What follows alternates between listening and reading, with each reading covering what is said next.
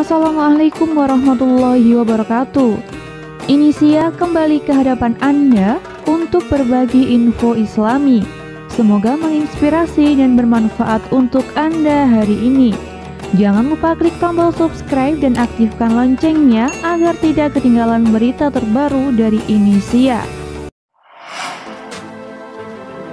Abdullah bin Saba al-Yahudi al-Himyari bukanlah sosok fiktif atau khayal. Sebagaimana rekayasa kaum Syiah Rafidah dan sebagian besar kaum Orientalis, ia seorang keturunan Yahudi yang berasal dari kota Shana, Yaman. Ibunya seorang wanita berkulit hitam, sehingga dikenal pula dengan sebutan Ibnu Sauda atau putra seorang wanita berkulit hitam. Layaknya keumuman bangsa Yahudi, Abdullah bin Saba berkarakter buruk, licik, dan penuh makar terhadap Islam dan kaum muslimin. Hal ini mengingatkan kita akan firman Allah Subhanahu wa ta'ala, "La tajidanna asyaddan nas adawatan lil ladzina amanu al-yahuda wal ladzina asyraku." Yang artinya, sesungguhnya kamu akan dapati orang-orang yang paling keras permusuhannya terhadap orang-orang yang beriman ialah orang-orang Yahudi dan orang-orang musyrik. Quran Surat Al-Maidah ayat 82. Abdullah bin Saba, sang pendiri agama Syiah ini adalah seorang agen Yahudi yang penuh makar lagi buruk. Ia disusupkan di tengah-tengah umat Islam oleh orang-orang Yahudi untuk merusak tatanan agama dan masyarakat muslim. Awal kemunculannya adalah akhir masa kepemimpinan Khalifah Utsman bin Affan radhiyallahu an. Kemudian berlanjut di masa kepemimpinan Khalifah Ali bin Abi Thalib radhiyallahu an. Dengan kedok keislaman, semangat amar ma'ruf nahi mungkar, dan bertopengkan tanasuk atau giat beribadah, ia kemas berbagai misi jahatnya.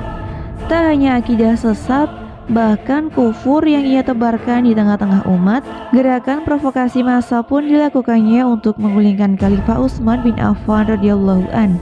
Akibatnya, sang khalifah terbunuh dalam keadaan terzalimi. Akibatnya pula, silang pendapat di antara para sahabat pun terjadi. Lihat Minhajus Sunnah karya Syekhul Islam Ibnu Taimiyah halaman 479, Syarh al-Aqidah At-Tahawiyah Ibnu Abil Izzah halaman 490, dan kitab At-Tauhid karya Syekh Salih bin Fauzan Al-Fauzan halaman 123. Tapi, bagaimanakah akhir hidup Yahudi berkulit hitam ini? Riwayat populer menerangkan bahwa Khalifah Ali bin Abi Thalib menghukumnya dengan membakar ia dan kroni-kroninya yang lantas diprotes sepupu Ali, Abdullah bin Abbas, sang penerjemah Al-Quran. Abdullah menyatakan, "Jika aku menjadi kamu, aku tak akan melakukan hal itu. Ini sebagai teguran hukuman mati dalam Islam, tidak boleh dengan membakar. Membakar adalah hak Rabbul Izzah." Tapi dinukil dari Ibnu Taimiyah kitab Syarim Al-Maslul jilid 3 dan Abu Abdullah Az-Zahabi dalam Sidu An-Naba bahwa Khalifah Ali mengasingkan Ibnu Saba ke Madain Kisra di selatan Baghdad. Besar kemungkinannya hal ini dilakukan setelah Ali membakar orang-orang yang memenuhankan dirinya. Yang hembusan pemikiran tersebut berasal dari Ibnu Saba serta kroni-kroninya. Ibnu Saba berakhir hidupnya dalam keterasingan hingga matinya. Jarir bin Qais pergi ke Madain setelah peristiwa terbunuhnya Khalifah Ali bin Abi Thalib oleh Ibnu Muljam. Ternyata di Madain Jarir bertemu Ibnu Saba. Jarir mengabarkan bahwa Ali telah wafat terbunuh, namun Ibnu Saba malah mengingkari kematian Ali. Sebenarnya Khalifah Ali hendak menjatuhkan hukuman mati bagi Ibnu Saba, namun ada yang berkata pada Ali, "Jangan sampai dia Ibnu Saba tinggal di negeri yang di dalamnya ada aku." Sebagai ungkapan ketidaksukaannya terhadap figur Ibnu Saba yang doyan mengumbar fitnah dan makar, maka Ali mengasingkannya ke Madain.